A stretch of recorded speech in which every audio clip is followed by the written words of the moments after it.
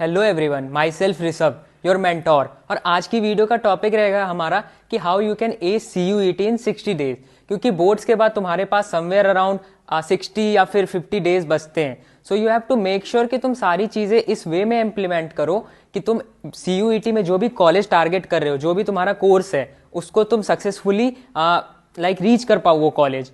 So basic यहाँ पे चीज़ें लिखी हुई है, यू कैन सी। और इस पे एक एक करके बात करते हैं कि क्या सारी चीज़ें हैं, क्योंकि मेरा जो एक्सपीरियंस रहा था वहाँ बहुत सारी चीज़ें ऐसे हुई जो कि मेरे को लगा था कि ये सारी चीज़ें सही करनी चाहिए या ये सारी चीज़ें सही हुई। तो सारी चीज़ों को मिक्स करके पहले तो ये पॉइंट आता है हमारा कि सब्जेक्ट कॉम्बिनेशन। तुमको ये पता होना चाहिए कि तुम्हारा सब्जेक्ट कॉम्बिनेशन क्या है। अगर तुम 4 कोर्सेज को करने जा रहे हो तो तुम कंफ्यूज रहोगे कि यार ये सब्जेक्ट भी करना है, वो भी करना है, कैसे करोगे। जैसे if you are going out for BCom honours तो तुम्हारा सब्जेक्ट कॉम्बिनेशन ऑलरेडी डिसाइडेड है। अकाउंट रहेगा, बिजनेस स्टडीज, इको या फिर इंग्लिश रहेगा, या फिर you may choose for maths. तो ये चीजें पहले डिसाइड कर लो, क्योंकि सब्जेक्ट डिसाइडेड नहीं है तो तुम कैसे आगे चीजों को करोगे, क्योंकि तुम्हें मॉक्स लगाने हैं, टीचर्स डिसाइड करने, देन बहुत सारी चीजें। सबसे पहला पॉइंट, सब्जेक्ट कॉम्बिनेशन डिसाइड करो। देन उसके बाद सिलेबस देखो कि सिलेबस है कितना, क्योंकि कहीं ना कहीं थोड़ा कुछ एडिशन होता है, मे बी क्लास 11th का ऐड हो। जैसे इकोनॉमिक्स में माइक्रो इकोनॉमिक्स का बहुत छोटा सा पोर्शन एडेड होता है। तो अगर तुम सिलेबस नहीं देख रहे हो तो you will not be aware of that particular thing, क्योंकि फिर वो बाद में जाके ऐसा होता है, you are sitting in the exam and you are like ये चीज आ कैसे गया। सो सिलेबस एक बार रीड कर लो अच्छे से, क्योंकि बहुत सारी टॉपिक्स हट भी जाते हैं या ऐड हो जाते हैं, तो उनका तुमको अच्छे से एक नॉलेज होना चाहिए। दूसरा चीज ये है, थर्ड चीज, मेथड ऑफ स्टडी क्या होना चाहिए। क्योंकि बहुत सारे लोग प्रेफर करते हैं सेल्फ स्टडी, या फिर कुछ लोग प्रेफर करते हैं ऑफलाइन कोचिंग, ऑनलाइन कोचिंग, या फिर मिक्स।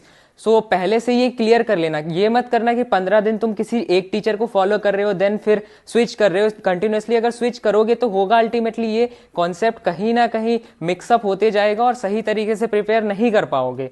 सो मेक श्योर करना जिस भी टीचर को फॉलो कर रहे हैं, जिस भी सब्जेक्ट के लिए, उसको एंड तक फॉलो करना, क्योंकि हर एक टीचर अपने वे में पढ़ाता है और हर एक चीज को प्रॉपरली कवर अप करता है। और मेरा स्ट्रेटजी पर्टिकुलरली ये रहा था, ऑनलाइन एंड सेल्फ स्टडी का मिक्स, जो कि मेरे लिए बहुत अच्छे तरीके से वर्क भी कर रहा था। देन तुम्हारे पास एक लिमिटेड टाइम है, सिलेबस है, तो कीप इन माइंड तुम 12th कर चुके हो, तुम्हें पता है कि शेयर्स वाला चैप्टर कितना टाइम लेगा, एडमिशन गुडविल कितना टाइम लेगा। यू आर वेरी अवेयर कि बिजनेस स्टडीज में पहला chapter nature and significance of management एक दिन भी नहीं लगता, उसमें 1 घंटा लगता है। लेकिन जब तुम बात करोगे डायरेक्टिंग जैसे चैप्टर की, तो वहां टाइम लगता है, 1 दिन लगता है वहां अच्छे से रीड करने में। तो ये सारी चीजों को तुमको अकॉर्डिंगली डिवाइड करना पड़ेगा कि हाँ, अगर डायरेक्टिंग चैप्टर है तो उसके लिए मेरे को 1 दिन देना पड़ेगा, फिर मॉक्स लगाने हैं। और जैसे लेट से nature and significance of management 1 घंटे का चैप्टर है, तो उसके अकॉर्डिंगली टाइम डिवाइड कर लो, इतने टाइम में तुम्हें कंप्लीट करना है। और देन तुम्हारा आता है कि चैप्टर वाइज PYQ और चैप्टर वाइज रिवाइज, क्योंकि मेजर चीज ये है कि तुम बोर्ड्स में पढ़े हो लेकिन कुछ कॉन्सेप्ट ऐसे होंगे जो माइंड से उतर चुके होंगे। सबसे पहला चीज चैप्टर वाइज रिवाइज करो, देन उसके चैप्टर वाइज PYQs आते हैं, बहुत सारे मिल जाएंगे। हमारा खुद का भी PYQ है, तुम वहां भी प्रेफर कर सकते हो। Then regular revise is something जो कि बहुत ज्यादा की फैक्टर या की पॉइंटर होता है। हम लोग रिवाइज करते जाते हैं, 1 चैप्टर हुआ, 10 चैप्टर हुआ, बट उस 10 चैप्टर के बाद रियलाइज होता है कि यार पहला चैप्टर तो याद ही नहीं है। तो ये चीज को हमेशा माइंड में रखना, मेक इट क्लियर कि तुम्हें, जैसे मेरा पर्सनली ये था कि 3 चैप्टर जैसे ही बिजनेस के खत्म होंगे, I will revise all then 4th chapter. और या फिर अकाउंट्स में 2 चैप्टर हो गया, देन इसके 2-2 क्वेश्चंस लगा लेंगे। ये चीज क्लियर रखना। तुम अपना वे डिसाइड कर सकते हो जिस वे में तुम्हें रिवाइज करना है।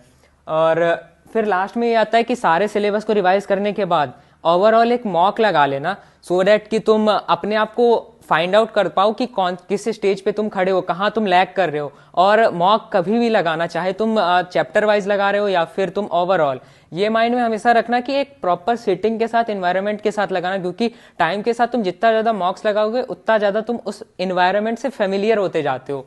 सो ओवरऑल मॉक लगाने में सबसे मेजर चीज जो तुम्हें माइंड में रखनी है वो ये है कि टाइम वेस्ट करना एक पीसफुल इन्वायरमेंट में करना, और हमेशा ये जरूर नोटिस करना कि व्हाट आर द पॉइंट जहां पे तुम फंस रहे हो। जैसे मान लो कि तुम्हारा शेयर्स का कोई पोर्शन है, वहां पे बेसिक क्वेश्चन आता है कि शेयर कैपिटल निकालना है, you are not able to solve it, तो वो साइड में लिख लो कि हाँ ये इस टॉपिक में प्रॉब्लम है और उसको सॉल्व आउट करो आफ्टर सॉल्विंग द मॉक। सो ये तुम्हारी स्ट्रेटजी होनी चाहिए ओवरऑल। और इस वीडियो के लिए इतना ही था, आई होप सो तुम लोग समझे होगे। तो तब तक के लिए स्टे ट्यून्ड, मिलते हैं नेक्स्ट वीडियो में।